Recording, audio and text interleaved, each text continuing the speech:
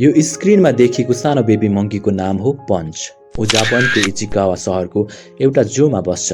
अहिले यी baby punch social मिडियामा निकै भाइरल भइरहेको छ। यसको कारण निकै रोचक र मन छुने छ।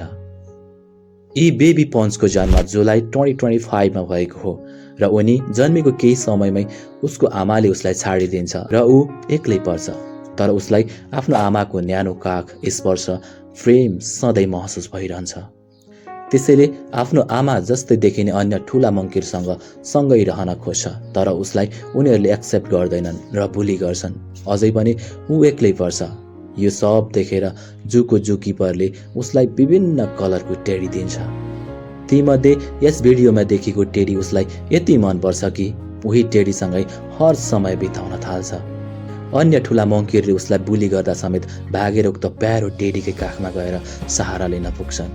यसको मतलब उनी आफ्नो आमाबाट नपाएको न्यानो माया, स्पर्श, सुरक्षा र विश्वास त्यही निर्जीव टेडीबाट पाएको महसुस गर्दछ। भले उसलाई उक्त टेडी निर्जीव हो भन्ने कुरा कति हदसम्म थाहा छ या छैन। At the end yes baby monkey पन्चको घटनाबाट के प्रश्न हुन्छ भने जङ्गलमा बस्ने जनावर होस् या महलमा बस्ने इन्सान, सबलाई उसको आमाको न्यानो काख, प्रेम, स्पर्श, सुरक्षा र विश्वास कति हदसम्म आवश्यक र महत्त्वपूर्ण छ भनेर।